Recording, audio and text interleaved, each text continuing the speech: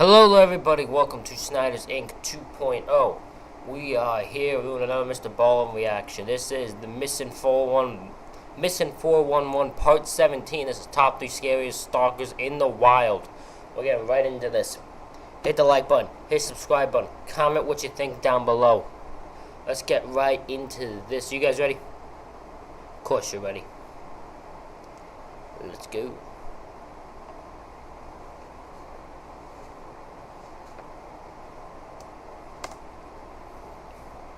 Every year, hundreds of people go missing under baffling conditions in national parks and forests all across North America. One former police detective named David Paulides has begun investigating thousands of these very strange disappearances, and he outlines his findings in a book series called Missing 411. Today, I need to find this book, man. I need to find them. Today, I'm going to be looking at 3 cases that all fall within the Missing 411 phenomenon, where everybody involved claims to have been chased by someone or something out in the middle of nowhere. But before we get into today's stories, if you're a fan of the strange, dark, and mysterious delivered in story format, then you come to the right channel, because that's all we do, and we upload 3, 4, even 5 times every week. So if that's of interest to you, please give the like button a gift card to their favorite restaurant, but don't load any money onto it. Also, please subscribe to our channel and turn on... Well, you have to. That you can't buy the gift card by itself. You have to have money put onto it, unfortunately. I wish that was a funny thing, but that's not a thing. All notifications so you don't miss any of our weekly uploads. Alright, let's get into today's stories. My apologies for the sneeze.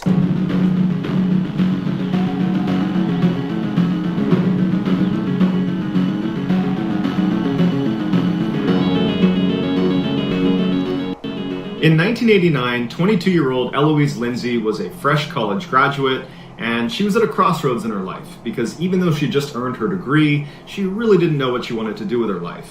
And because she was an experienced backpacker, she thought a good way to, kind of get her life together would be to go on a sort of retreat, go out into the woods, go out into nature, and kind of find herself. So she had planned this very detailed... Interesting idea, interesting thought process. How's it go? Tell me. 43.3 mile hike along the Appalachian Trail, starting in South Carolina, where the first 7 days of the hike she would be totally on her own, and then at the 7-day mark she would meet up with a friend at a particular rendezvous point. Her friend would give her resupplies and would be her companion for the rest of the hike. When Eloise told her parents what her plans were, they were not concerned for her safety, because she was an experienced backpacker. She had made trips like this before, and so they said, great, we'll see you when you get back. So on November 4th, Eloise sets out to begin her journey down the I still would be concerned even if the person is an experienced hiker, because they're just going into the woods and you don't know what can happen. So I'd still be concerned for her safety. Appalachian Trail. And the first couple of days of her hike were great. The weather was beautiful, the scenery was amazing, and she had all this time to just kind of be by herself and look internal and think hard about what she wanted to do with her life. But on the 3rd day, when she woke up, she was sleeping inside of a tent she had camped just off the trail. She woke up and she had this intense sense of dread. She couldn't really place where it was coming from, but she knew something was wrong, and she's kind of doing inventory of her life, like, what did I forget? Is there something that I'm just not thinking about right now? But she kind of pushes it aside mentally and thinks, okay, you know what? I'm just going to pack up my campsite here and get hiking, and I'm bound to, come up with what it is that's making me feel this way. So she gets out of her tent and she begins packing up her campsite, and she's looking out, kind of scanning the tree line, not because she was looking for anything, but just because she happened to be looking out. And she could have sworn that she saw a man standing, 30, 40 feet away behind a tree. And she kind of did a double take and was staring at him. It's, it's broad daylight, it's the morning, and they're near a trail, so it isn't unbelievable that there might be someone near her at that very moment.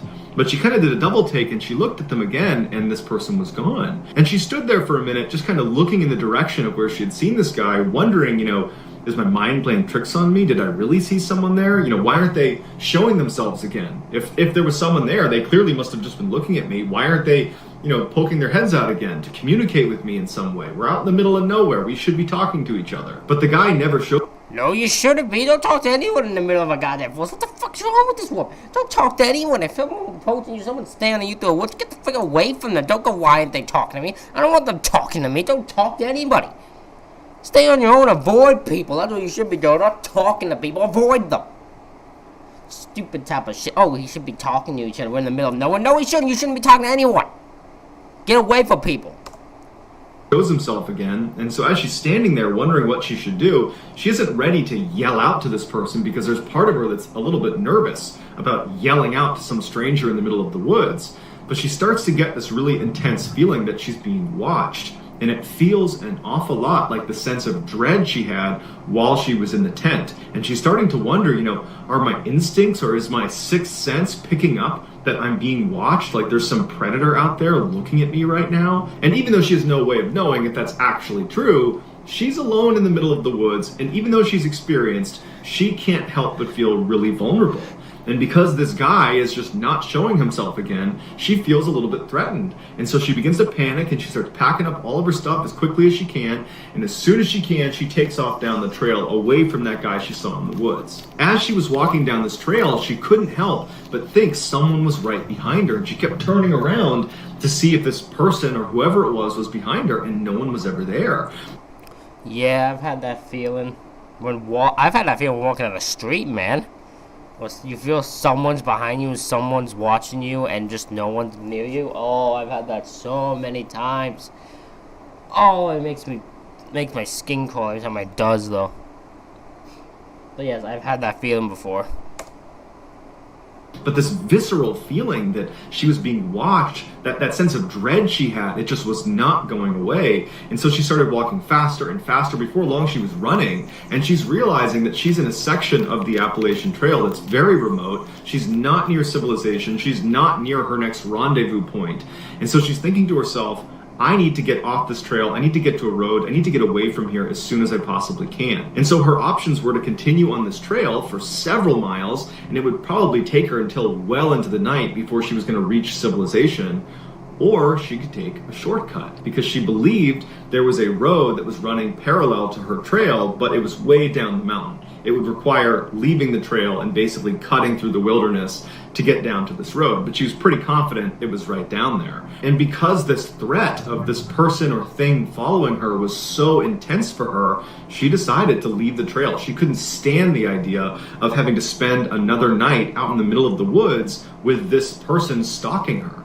And so she walks up the trail and makes sense. She's in the trail and she doesn't want the thought of anyone being there, being able to catch her and stalk her while in the forest. It's too bad for her, so she doesn't want anything to do with it. That makes sense. And her wanting to go down to that road makes sense. I don't know if she put much thought into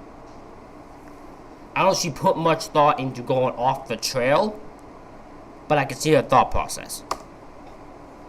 Starts running down the mountain. It wasn't long before she started to hear audible sounds coming from what she believed to be this person that was following her. And she would turn around and there'd be no one there. And then she started to walk, trying to listen as she's walking, and she would hear footsteps far away from her, and she'd turn and there'd be nobody there, but she was certain someone was following her, someone was stalking her. And the sounds that were coming out of this person, this animal, whatever it was, they sounded like, a deep male voice, but you couldn't recognize if it was a language of some kind. It just sounded more like a grunt or a yell of some kind. And so her heart rate's elevated, she's panicking, and she's walking as fast as she can just through the middle of the wilderness, hoping she's walking towards this road. But after walking and running for miles into the middle of nowhere, she has not come to a road. It's now completely dark out, and she knows she's lost. And so she has to set up camp in the middle of nowhere, and she knows somewhere out in the middle of the woods is some person or something that is stalking me. Yeah, that would terrify me. I wouldn't be sleeping. Wouldn't get me sleeping. Absolutely not. I ain't that stupid. Oh, no. I ain't sleeping no damn forest storm. I'll keep walking throughout the night. I'll walk throughout the day. I'll fall with my dad. I don't care. I'll go with myself and my dad probably, because I'm going to trip or hurt myself. But I don't care, because I am not sleeping. I will not end up sleeping knowing there was someone stalking my ass. It will never happen. So there's no point in me sleeping, because I just ain't going to sleep. So, no point. She's all alone. She has no way to contact anyone. She doesn't have a cell phone. It's 1989. And so she sets up her campsite and she gets in her tent, she zips it up, and she lays there hoping she doesn't hear any sounds. And sure enough, within minutes of being inside of that tent, she starts hearing those audible sounds coming from somewhere in the forest. And she hears what sounds like heavy footsteps walking around the perimeter of her campsite. All night long, she hears this. But luckily, they don't come up right to her tent. So there's some separation between her and whatever is making these sounds. And then finally, the sun comes up. She is out of that tent, packs it up, and continues running in the direction she hopes is the road. And of course, all day long, she has that sense that someone is watching her. She's hearing footsteps coming from behind her. She would turn. She doesn't see anything. She would hear that audible grunting sound, that low voice coming from somewhere behind her. But again, she would never see whoever it was or whatever it was that was making the sound. And then again, the sun is starting to set and she has not found the road. She hasn't found a trail. And she's thinking to herself, I can't even backtrack because if I turn around and start walking backwards, I'm bound to run into this very thing I'm trying to escape. And so once again, she sets up her campsite in the middle of nowhere. She gets inside, and as soon as... Oh boy, I'd rather collide into this something than freaking just keep getting lost. Freaking, if I die, I die, but I'm backtracking if I have to backtrack. She's laying in her tent, she starts hearing those heavy footsteps somewhere out in the woods, kind of walking around the perimeter of her campsite. She's hearing that low, audible sound that she can't quite place. And at some point she falls asleep. She gets up the next morning. She jumps out of her tent, packs it up, and starts running, hopefully in the direction that will bring her to civilization. A couple days later, when Eloise was supposed to meet her friend on the trail at the 7-day mark, and they were going to finish the hike together, well, Eloise doesn't show up. But after several hours, when Eloise did not show up, her friend left the trail and contacted authorities and filed a missing person report. And the police would launch this massive search for Eloise along the stretch of the Appalachian Trail where she had said she would be. And for the next 14 days, hundreds of police and volunteers and helicopters are scouring this area, and there's no sign of Eloise. And so after 14 days from the time her friend filed the missing person report, the police had to turn the search off, and they say, look, we can't find her. 2 days after the search was terminated, so 23 days after Eloise had initially set off for her trek through the Appalachian Trail, a hunter that was out in the middle of nowhere near the Appalachian Trail discovers Eloise perched up against a tree. She's totally emaciated, she's dehydrated, she's delirious, but she's alive. At first, she was terrified of the hunter because she believed the hunter was this person that had been following her. But when she realized he was there to help, she went with him. She was brought back and brought to a hospital, and she was checked out. And besides being dehydrated and, emaciated, she was okay. And she would detail in multiple interviews. How is she okay? I mean, she's dehydrated now, but how do you have, no scars, no bruises, no nothing? How? I would think my ass would be getting kicked all over that forest. By the forest itself. It's be my toughest rival. Like, what? How is that? What? What? I'm so confused. And in her official statement, that she had been chased for the past almost 3 weeks in the middle of the woods, and she doesn't know who it was or why they were chasing her. And then interestingly, she said right before she was found, so a couple of days before this hunter finds her, this person, this thing, whatever it was that was following her, got so close to her a couple different times that she was so scared she ditched her backpack that contained all of her life-saving equipment, like her sleeping bag and her tent, and it had some food and water in there. She ditched that so she could be lighter, so she could run faster away from this thing that is chasing her in the woods. So you gotta figure, you gotta be at such a high level of fear that you're prepared to ditch the one thing you really require to survive out in the wilderness, which was her pack full of supplies. And then after she's ditched her pack and she's run for some distance, she's got no supplies, no food, no water, she stumbles across this tree in the middle of nowhere that wedged inside the trunk is a cache of donuts and pound cake. And so she takes the donuts and pound cake, and between that and the stream water she had found, that's what kept her alive for the last few days before she was found. Eloise says she has no... Well, that just seems like the greatest way to get drugged I've ever seen. I'm just saying, find a bunch of donuts and pound cake in the middle of the forest. I ain't touching that, because who knows what's been on that, who's been on that, who's been in on that thing and all that shit. So no, I mean, I get your survival mode, but no, I'm good. I'd rather die. Just saying, rather die. no idea what to make of her experience, and law enforcement were baffled by it as well. Some people think Eloise had a mental break and she effectively made this whole situation up, that she really was lost in the woods, but no one was chasing her and she was just kind of paranoid and running around the wilderness for a couple of weeks. Other people, including park rangers that work that stretch of the Appalachian Trail, believe it's possible she could have been stalked by wild men, which are basically people that live out in the mountains that are effectively feral, that live off the land, and they've been known, according to local legend, they've been known to attack park rangers, and people that live out in that area have claimed to have seen these wild men, and they kind of match the description of what she was describing. But as of right now, there's no official explanation for what happened to her other than she got lost and was found again. I mean, that makes sense. They literally wouldn't be able to come up with a conclusion to that, because she doesn't even... She doesn't even know what caused it, so she doesn't know what caused it. No one else would be able to, so she's kind of... It makes sense that she would be that way and she'd be able to do that stuff. Like, that they would not know how to solve it. On June 7th, 1951, two families from Santa Fe, New Mexico met up at the Santa Fe ski basin to have a picnic together and to enjoy the mountain air. During the summer months when there's no snow on the ground, the Santa Fe ski basin is a very popular location for hikers because the terrain is very rugged, and if you get up to the top of the basin, there's these incredible views overlooking the valley. But on this day, the two families decided they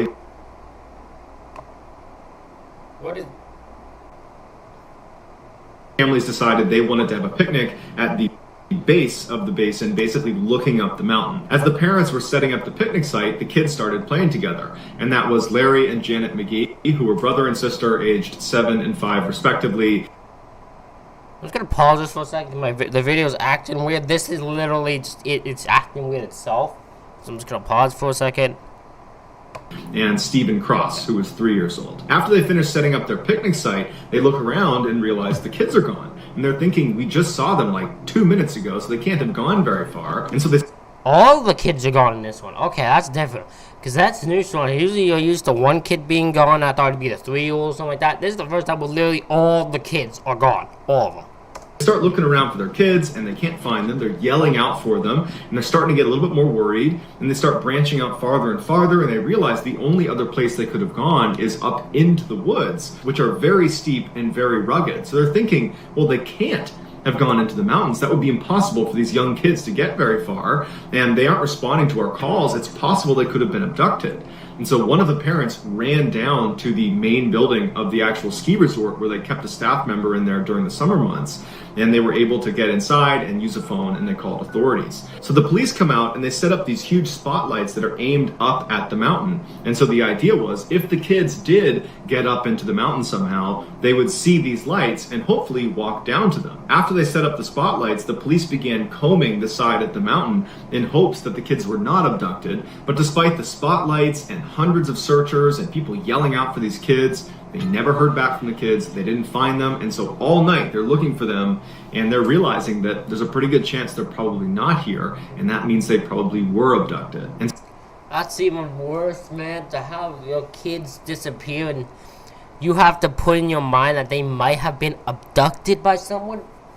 That is scary as hell, and that is, like, that would send, chills, and, that would be dangerous as hell. I hate it. I don't like it. I don't like that at all. I don't want that at all. Nope. I don't ever want anyone to experience that. Ever. No one should experience that. And so by the following afternoon, things were really starting to look grim. There was no sign of these kids anywhere. And that's when a searcher who was way outside of the primary search area, they were about 3.5 miles away, thousands of feet up in elevation. They're up there and they're looking around and they're getting ready to leave when they see something out of the corner of their eye that looks like a person. They turn around and one of the kids is poking their head up from behind a log. And the searchers run over to them, and sure enough, the 3 kids were actually inside of this downed log, and they were all okay. As the searchers are picking them up and calling this in, they're thinking to themselves, how in the world did these kids get so far away? Once the children were brought back down to the search headquarters and were reunited with their parents and were checked out by a doctor who said, yep, they're a little dehydrated, but they're okay. After all that was done, the police asked them the question that everybody was thinking: how did you get where you were found? And Larry, the oldest of the group, he was 7 years old. It took him a minute, but eventually he said, they were playing around the picnic area and they went just barely into the tree line when all of a sudden a bear came out from behind a tree and began chasing them. And the three of them ran 3.5 miles up a mountain to find this log, which they jumped inside of, and they hid inside of this log from this bear, which apparently was patrolling the area looking for them. And in addition to this bear that was apparently walking around the area looking for them, Larry said they were especially scared of the gorilla that was walking around the area looking for them as well. Now, it's easy to discount Larry and the kid's story because you could say, okay, well, the gorilla they saw was actually just a searcher looking for them. Except there was no one in that area looking for the kids near that log until right before they were found. It was kind of like a last-ditch effort to push outside the boundaries of the main search area. It was just kind of a miracle they actually located them. And Larry and the kids were saying this gorilla and this bear were looking for them on the first day and first night they were out there. So there were no searchers out there at that time. As for the bear, there have been bear sightings in the Santa Fe ski basin, although it is fairly rare. But if it was a bear that was chasing these kids, it would have caught them. A bear is not gonna not be able to catch 3 small children running uphill. So either there wasn't a bear, or it was some other animal that might have resembled a bear. But what type of an animal would chase 3 small children who are very vulnerable 3.5 miles up a mountain only to abandon them? But even if we say, you know what, there's no way the bear and the gorilla had anything to do with this, this is just kids who got lost and they wound up in the woods and they were found, and that's it. Fine, but I have a 3-year-old and a 4-year-old, and I can tell you right now, there's no way they could cover a 3.5 mile distance uphill in really rugged mountainous terrain in a 24-hour cycle. There's no way. Without help, that's not possible. I would say the only caveat to that would be if my children were fearful for their lives, in which case adrenaline would kick in and they probably could cover that distance in a 24-hour period. That certainly lends credibility to the idea that Larry, Janet, and Definitely something stalked their ass and chased them up that thing. Could have been a bear? Probably. Bears sometimes and certain animals can be kind of torturous, so they might have tortured the children a little bit before he ate them, or wanted to eat them, and then when he got, they covered distance, got distance away to the point they hid in the log, and the bear was unable to get them. That is possible. I doubt it, but it is possible. But something definitely chased them. Definitely. and Steve were in fact running for their lives, and they had that adrenaline kick, and that's how they were able to cover that distance. But were they really running from a bear or a gorilla? We don't know, and there's been no further investigation into this case, and I think that's because the kids were found alive. The parents, the police, they're happy, and everybody moved on. Febreze Light eliminates odors with no heavy perfumes and light scents you'll insane that love. people will do that. Febreze Like, Light. children disappear for so long, for like a good amount of time. They have got found alive. The children, the people just move on, like nothing's going on. Like, that's weird. Why do they do that? I don't get it. Like, figure out what happened so it don't happen again.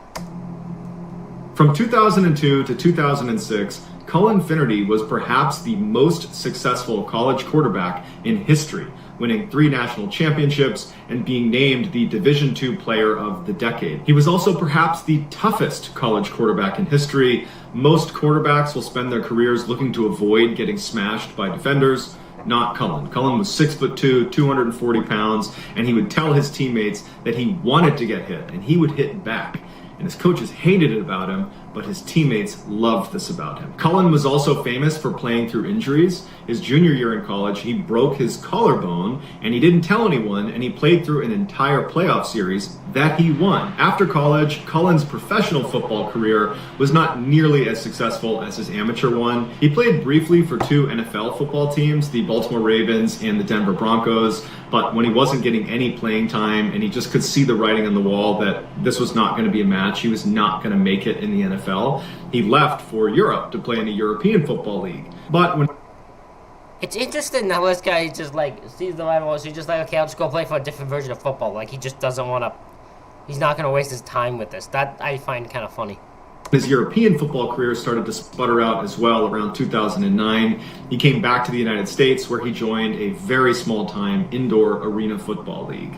And while Cullen's love of football was still there as much as it ever was, he knew at this point, playing at this low of a level, that his career was effectively over. Around the same time that Cullen was hanging up his football cleats, he would meet Jennifer, who would become his wife. She was an all-state volleyball player and in many ways was just as competitive and as athletic as Cullen was. They were kind of like a perfect match for each other. Okay, well that's good. You found a perfect match, found a perfect woman to be by his side. Question now is, my good friends, what goes wrong? They married in 2010, and Cullen, this big man, big-time quarterback, was shaking and crying at the altar because he was so nervous and excited about marrying Jennifer. Because I think this was a really big turning point for him, where he was basically putting football in the past and starting this new life and building a family with Jennifer, and he was really excited about it. The newlywed couple moved into a house together in Michigan where they had 2 kids, and Cullen landed a good job in medical sales, and by all accounts, Cullen was just hitting his stride post-football. On Memorial Day weekend in 2013, Jennifer's family was planning this 3-day fishing trip along the Baldwin River in Michigan, and the Finnerdys decided they would join them. And so Cullen and his wife and kids, they rented a cabin that was going to be near the campsite that Jennifer's family was staying at, and for the entire weekend, it was just this great fishing trip where everybody had a great time, and the weather was beautiful, and on May 26th, Sorry, I kind of zoned out there. I'm not going to go back because I don't really want to think, but I'm just saying I zoned the hell out there. My apologies. So the last night of this 3-day fishing trip, Cullen, who had recently purchased this pontoon boat that they had used for this fishing trip, he wanted to just go out one more time on his boat, this boat that he was really proud of, and fish for another 30-45 minutes before ending the weekend. So Cullen... Okay, so they're in the forest. They got a boat. Okay, well, also a good start here. I was able to catch back up. What's next? Put on his waders and his jacket, he grabbed his fishing pole, and he had his family drive him to the stairs that led down to the water where his pontoon boat was. Before he walked down the steps, he turned and told his family that he'd be out for about 30 to 45 minutes and that he wanted to be picked up at the next boat ramp down the way and that he would call when he needed a ride. 42 minutes later at 9:27 p.m., Jennifer receives a phone call from her husband, and she's expecting it to be the call where he says, okay, I'm ready to get picked up. But when she answers the phone, Cullen is frantic, and he's telling her that he's being followed by 2 men in the tree line, that he's out on the water on his pontoon, but there are 2 men in the tree line that he can't see, but he can hear them, and they've been following him for some time. And before Jennifer can even get a word out, Cullen says to her that he's going to beach the boat and take his clothes off, and then he hangs up. Jennifer immediately tries calling Cullen back repeatedly, but he's not picking up. What the hell is going on with you, boy? You don't just do that. What's wrong with you? You big white ass gonna be noticeable all everywhere. What is wrong with you? You lost your mind, boy. Lost your mind. Stay in your boat in the water where you're safe. Don't go have no one else near you, stupid ass. Stupid boy. Oh man, the stupid people do stupid things. Just saying.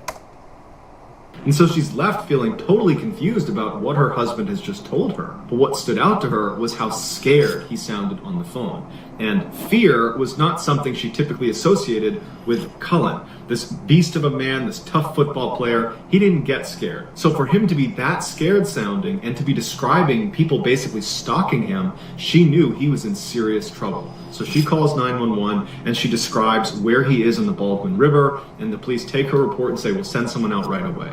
After Jennifer got off the phone with police, she called her family and told them about this really strange phone call from Cullen and how she had just called the police and she didn't know what to do. And so her brother tried calling Cullen and Cullen answered. And when he did, Matt said, "Hey Cullen, where are you?" And Cullen would say, "I don't know where I am, but there's these two guys that are still following me."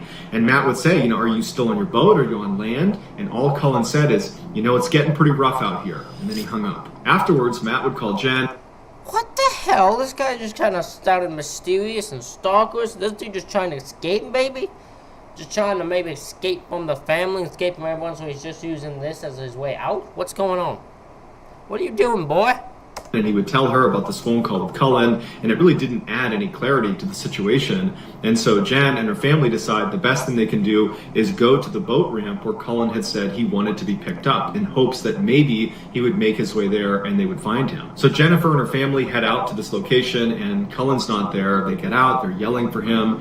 There's no sign of him, and shortly after, a police car would show up because this was one of the areas where Jennifer had said when she spoke to police that Cullen might be.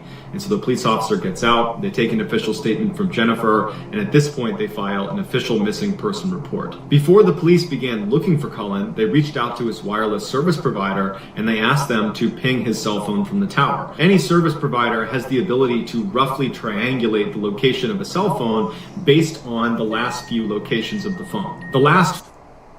Interesting. Okay. That is interesting. I didn't know that. Now something new, I didn't know they could pinpoint where the last thing is, because we've seen so many stories on this channel, last one, where people they just did that to begin with, maybe they would figure out what happened in true crime cases. But no one ever does that. So why is this not a thing people use more often?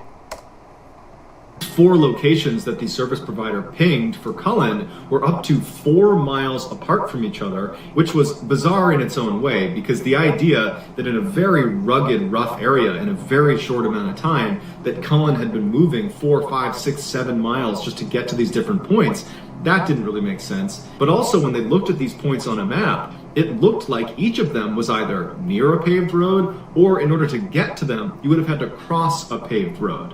And so they're thinking to themselves, why does he keep moving point to point if at any one of these locations he's near relative safety? But as strange as these 4 locations were, the police now had a really solid starting point. So they dispatched people to each of these points, and they began combing along the river where he had last been seen. And within an hour, they discovered his boat. It was a little ways down from where he had been dropped off. It was missing an oar, and it was basically beached on the side of the river. It wasn't clear if it had been intentionally beached, but Cullen wasn't in it, and when they searched around the area, they couldn't find any sign that Cullen was in the area. They were yelling for him. He wasn't yelling back. Interesting. Will they find Cullen alive, or will this be one of the times these 3 stories where the person stalking him gets him? That's where the question is. Interestingly, a man who owned property near where the pontoon boat was found reported to police hearing screaming or yelling coming from the area where the boat was found around the same time that Cullen went missing. But despite this piece of information, it didn't actually help them discover where Cullen actually went. For the next 48 hours, police and hundreds of people searched in the areas where his cell phone had pinged and along the river where his pontoon had been found, but there was no sign of him. Then, on the evening of May 28th, approximately 48 hours after Cullen had gone missing, they discovered his body. It was located less than... Okay, so this is the one way he's not alive. Damn, dude, this guy went through some stuff. Got lost in the forest, was scared for his life, he felt he was stalked by multiple men, and now he don't know how to get back out. What is going on with this dude? And a half mile away from a paved road, and it was situated in between those 4 points that the cell phone provider had given. He was laying completely face down with his right arm under his body and his left arm over his head, clutching some grass. When they rolled him over, he had some blood coming out of his nose, but besides that, there was no significant trauma anywhere on his body. Cullen appeared to be wearing all of his clothes. However, it was noted that the strap on his waders was really badly twisted. Now, if he had never taken his clothes off, that would have been something he would have fixed. It would have been very uncomfortable when he started this trip to go fishing. That would have been something he would have fixed. Now, he said to his wife on the phone that he was going to be taking his clothes off, which there was no explanation for that, but he clearly said that to his wife, and she reported that to police. And so some have speculated that between that phone call and finding him with the twisted strap on his waders, that indicates that perhaps his clothes did come off at some point over the past couple of days and were put back on again, either by him or by someone else. His cell phone had also been found in his front pocket, indicating I do have the idea that someone killed this dude and then decided, you know what's gonna put crack clothes on. No one wants to see your stinking ass and body. What the hell? I'm sorry, that's just, I find funny. That those cell phone pings had been his actual location. Initially, Cullen's autopsy was completely inconclusive. There was no trauma to his body. There was no obvious thing that killed him. But later on, it was determined he died of pneumonia caused by inhaling his own vomit. So we don't know how you get to a place where you're inhaling your own vomit, but I would imagine you're in a pretty panicked state of mind if that could happen to you. Many people believe Cullen's death was the result of a traumatic brain injury caused by all the years of playing football and CTE? That's possible. That's possible. As a wrestling fan, which I am, I know of one story. I'll call CTE someone do something very horrendous and dangerous. So, I mean, it's possible. It is possible. Getting hit in the head. And so that can lead to paranoia. And so perhaps this was a fit of paranoia. He got turned around, he got scared, he thought somebody was chasing him, and then, he vomits and inhales his vomit, and that ultimately kills him. And in 2011, Cullen had briefly shown signs of being a little bit paranoid when one day he thought someone was following him, and he actually went to a family member's house and said, I think someone's following me, but he could never identify where this person was or who they were. But even if this was a fit of paranoia and no one was following him in the woods, well, why didn't he stop on the paved road every time he crossed it? Because if you believe someone's stalking you, as much as you believe the road's safe, the road to do isn't. Because if you're in the woods, you don't know if that road's busy. So, because we've seen people killed and left on the side of the road. That's a thing that can happen. So, you don't know if that's safety if someone's stalking behind you. You don't care about the road.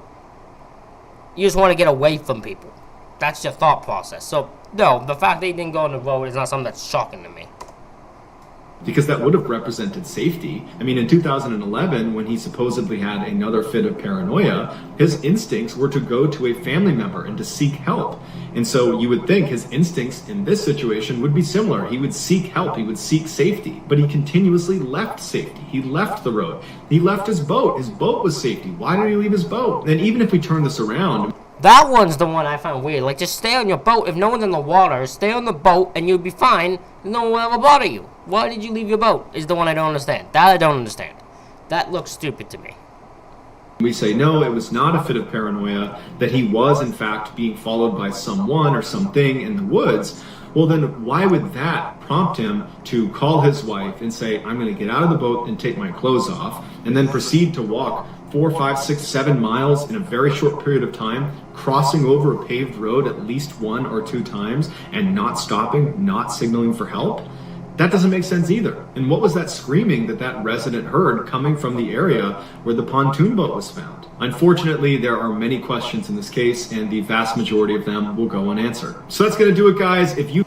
That one's weird. That case is weird, man. I want to know what the hell happened. What happened to this dude that caused him to have these weird acts of suspicion towards him? But everybody, thank you all for watching this reaction video. Hope you all enjoyed. Hit the like button, hit the subscribe button, comment what you think down below. Again, thank you all for watching. I will see you all for the next one.